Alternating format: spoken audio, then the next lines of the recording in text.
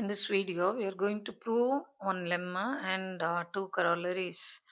In the first lemma, that is lemma 5.5.2 in Hurston book, we have the statement to be f of x in f of fx has multiple roots if and only if f of x and its derivative have a non-trivial common factor.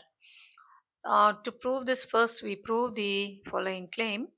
The claim's statement is this: if f of x and g of x are polynomials over f and they have a non-trivial factor in k of x, where k is an extension of f, then f of x and g of x have a non-trivial common factor in fx itself. So we will take this as statement B. So that is how we start the proof. Let f of x, g of x in fx have a non-trivial common factor in k of x. So that is taken as statement P, and what we are trying to prove is taken as statement Q. So P implies Q is same as not Q, a contrapositive statement that not Q implies not P. Not Q implies not P. So not Q means this is our statement Q. This is our statement Q. Not Q means f of x and g of x do not have non-trivial common factor, which means they have only trivial common factor, namely 1. Now, if they do not have, they have only trivial common factor means f of x and g of x are relatively prime. So that is the meaning. So saying f of x and g of x do not have a trivial, they have a trivial common factor means it is same as saying that f of x and g of x are relatively prime. We have already said that integers and fx we can compare. So in the case of integers, we know that if a and b are relatively prime, there exist integers m and n such that ma plus nb equals 1. And in the same way here, when you are given two polynomials to be relatively prime, then we can find two more polynomials, say r of x and h of x in fx, such that r of x into f of x plus h of x into g of x equals 1. We'll name this as equation 1. Now, r of x, f of x, h of x, g of x, all of them are in fx, but f is contained in k, so the whole lot are in k of x. So we have now 1 to be true in k of x, which means f of x and g of x are relatively prime in k of x. But here, so if they are relatively prime in k of x means they have only trivial common factor. But what we have as statement P is this. So not Q implies not P only we have to establish. So P is this statement means not P means they have only trivial factor. So that is what we have written here. So so this is nothing but not P. So we started with not Q and we have got not P. So that means P implies Q holds. So that is the claim we have. So whether you have roots in k of x or in fx over f, it will not matter much. So that is what this claim says. Now for the main proof without loss of generality, first we shall take f of x having all of its roots in f. So let f of x have a multiple root, say alpha. Then we have to show that f of x and its derivative have a non-trivial common factor. So f of x have a multiple root alpha with multiplicity m means this is how we write our f of x. So that can be split and written this way, name that as equation 2. Now you find the derivative of this, that means you can apply the product rule, and so the first one gives you m into x minus alpha power m minus 1 into g of x. Then this one you are retaining as such the derivative of this. And in this x minus alpha power m minus 1, if you take out from here m into g of x plus x minus alpha into g dashed of x we have. So f dash of x is x minus alpha power m minus 1 to take the whole lot as say some h of x. Name that as equation 3. So from 2 and 3, it's very obvious that your both the functions f of x and its derivative have a non-trivial common factor, namely x minus alpha power m minus 1. So this is we have said here that's possible by the above claim. Now for the converse part, what is the converse? Whenever f of x and f dash of x have a non-trivial common factor, f of x should have multiple roots. So this is what we have to say. So this statement, if you take it as P, and this statement, if you take as Q, what we are trying to prove in the converse part is P implies Q. P implies Q. But by the contrapositive statement, this means not Q. It's enough we show that not Q implies not P.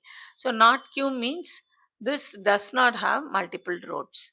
Which one? F of x. So f of x, let f of x do not have multiple roots. So that is our assumption, not Q. And what we are trying to prove, not P. Not P means f of x and f dash of x have no non-trivial common factor. That is, they have only trivial common factor. So this is what this is the technique of proving this. So they do not have multiple roots is my assumption. That is, you are not Q. So distinct roots that f of x should have. So this is how we can write our f of x. And obviously f of alpha 1, that is replacing x by alpha 1 becomes 0, replacing x by alpha 2 it becomes 0, and so on, replacing x by alpha m we get 0. So in general we have f of alpha I equal to 0 for all I ranging from 1 to m. Name that as equation 4. Now you find the derivative of this. So product rule again has to be applied. So in the first term, when you differentiate with respect to x, you are having this to be 1. The rest have to be treated as constant. So you have them as such. And as for the second one is concerned, the second factor is nothing but x minus alpha 2, that is to be differentiated. So the second factor x minus alpha 2, this is only differentiated, so that means this one and the rest will be there. So that is what we have. So proceeding like this, for the last one, this is what we have. Now replacing x by alpha 1. So at alpha 1, what will this derivative of x will be? So this is what we get. But these being distinct roots, you don't have this to be 0. So f dashed of alpha I is not equal to 0 for all I ranging from 1 to m. So from 4 and 5, this is our f of x and this is our f prime of x. Values of them at alpha i's. So these are the roots that we have. So they are not sharing any common roots, which means 1 is the only common factor. So they don't have non-trivial common factor. So that is the converse part of this lemma. I'll go to the corollary. In the first corollary, what we are trying to prove is if f of x is irreducible, then we consider two cases. One is when characteristic of f is 0, the other one is characteristic of f is p. If characteristic of f is 0, then what we are trying to prove is f of x has no multiple roots. That is, it has only distinct roots. And when this is the case, f of x has multiple roots only if f of x is equal to g of x bar p. That is, we will presume that f of x has multiple roots and say that the form of the function could only be this. So that is what we are going to establish in this corollary. We will take f of x to be irreducible. What is given we have considered. Now before we go to the proof, we will have the definition. Just recall the definition of characteristic of f 0 and what do you mean by characteristic of f to be prime p. Now when characteristic of f is 0 for any a non-zero in f, we should have the relation ma equal to 0 to be true only if m is 0. If this is the case, then you say that characteristic of f is 0. Now on the other hand, if you have for any a non-zero in f, you have PA to be 0 without P non-zero. Without P non-zero, then in that case you say that characteristic of f is P. So P, whenever characteristic of f is P, wherever you see that number P along with an element in f, automatically it will become 0. So that is the definition of characteristic of f being P. So in the first case, characteristic of f is 0. Now we'll take, what is given? We have written f of x is irreducible. So 1 and f of x are the only factors of f of x. Now suppose f of x has multiple roots. Our job is to show that it has no multiple roots. So suppose I have f of x has multiple roots. Then by the above lemma, f of x has multiple roots means the f of x and its derivative have a non-trivial common factor. So f of x and its derivative have a non-trivial common factor. So, but what is known about our f of x? It is irreducible. So whenever, in the case of integers, you know that whenever you have prime p and any other integer, the GCD is not equal to 1 means what can only be the value for this m? It should only be a multiple of p. Or in other words, p must divide m. So in the same way here, f of x and f prime of x, f dash of x have a non-trivial common factor. So that means they are not relatively prime. And f of x being irreducible, it must divide this derivative. But what is known about the degree? Degree of this is less than degree of this. So this can happen only when f dash of x is 0. When f dash of x is 0, automatically in the case of characteristic of f being 0 would imply that f of x to be constant. So if f of x is constant, then how come that f of x has multiple roots be true? So that's a contradiction. So that means f of x does not have multiple roots.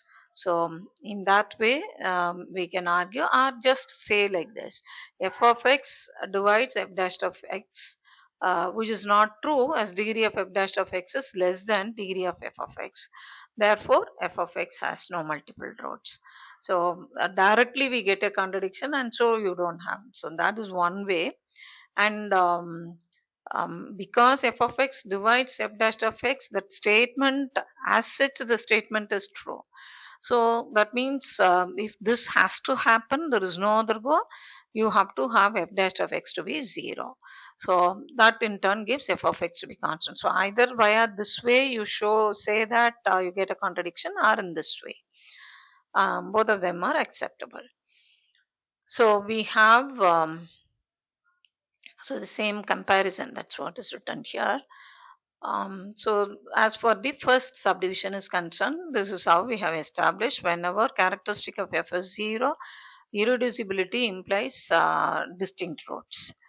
So for the second case, characteristic of f is prime, f of x has multiple roots only if. That means you assume this and establish this. So let f be a field of characteristic p and f of x be irreducible. Now what we are trying to prove, if f of x has multiple roots, then f of x should only be of this form, some g of x. Suppose f of x has multiple roots. So that's our assumption. Then f of x and its derivative have a non-trivial common factor. Non-trivial common factor is enough. So let us name that as, say, some d of x. Now since f of x is irreducible, this d of x must be f of x. Again the same argument what we had just now. So that in turn gives f of x divides the derivative of this. So that's only because f of x is irreducible. Right. Now degree of f dash of x is less than degree of f of x. So the only way that it could happen is only if we have your f dash of x to be 0. So when see the same thing there also in the previous case also we had f dash of x to be 0, but we had characteristic of f to be 0 there, so we concluded that f of x is a constant. Whereas here we are going to characterize our f of x because we are in a field f in which whose characteristic is p. So characterize polynomials with zero derivative. How are we going to characterize them? Now you take that f of x to be an nth degree polynomial. In short, you can write like this. You find the derivative of this. So this is what you get. I ranging from 0 to n here, here 1 to n. We are differentiating this. So I into a suffix I, x bar I minus 1. This is I minus 1. Now f dash of x is 0 means here you have a polynomial from n x power n minus 1 plus and so on n x power n minus 1 plus and so on. The last one when you have just a1 you have. So this is equal to 0 means each scalar, each coefficient should be equated to 0. So you can write this 1 into a1. So that means you have general term when we consider ai should be 0. But you don't have f of x itself to be 0. That means ai's are non-zero. You have this to be present. So ai is non-zero, which means I should be 0. But I 0 in which context? When you have x characteristic of f to be p, you have I to be 0 means that I should be a multiple of p. Just for convenience sake, we are denoting that integer multiple as an multiple of p means this is an integer. Just for there is no connection between this and this I and this, just to have some notation that we have written like this. So that means you can replace your I by this one MIP. So what will happen to our f of x now? So what will happen to our f of x? So that becomes f of x is written in this way. F of x is written in this way. Now that becomes you're replacing your I by MIP. That this is only just because I ranges. We should not say that it's only constant. Just for that sake, we have written. So this is what we have. Mi doesn't carry actually any value. It is some constant p that you have. So this is nothing but a polynomial expression in x power p. Why? Because you can write this x power mi p as x power p power mi. So some integer that you have. So it's a polynomial expression in x power p, which we simply call it as g of x power p. So if f dash of x is 0, then f of x is a polynomial in x power p. In other words, there exists g of x such that f of x is nothing but g of x power p. So next we have second corollary. If characteristic of f is p, then this polynomial has distinct roots. You take this to be f of x. Then when you find the derivative, because characteristic of f is p into whenever you have like this, that prime p comes, then the product means wherever it sees you see p, automatically the term becomes 0. So that means you have your f dash of x to be just minus 1 because of this. So obviously f of x and f dash of x do not have non-trivial common factor. They have only trivial common factor. So if they have trivial common factor, then f of x should have, it cannot have multiple roots. So f of x does not have multiple roots, or in other words f of x has distinct roots. So these questions they can be asked. See, this can be asked in section A, and this one can be asked in section B. And what we are going to have in the next video, it can be asked in section C. such a nice theorem. This can be asked in section C. You have any finite extension of f to be a simple extension with characteristic of f 0. Only in that case that we established this. For that simple extension is what? That is also defined. So you can find one, we say that you have, say for example, q you have, to that you are adjoining root 2 say, then q of root 2 is simple extension of q. And to this you adjoin one more root 3, then this is just an extension, it is not simple extension. This is simple extension of this, and this is simple extension of q. So whenever you consider any finite extension, you can have that to be a simple extension. So this is what we are going to have in the next video. Thank you.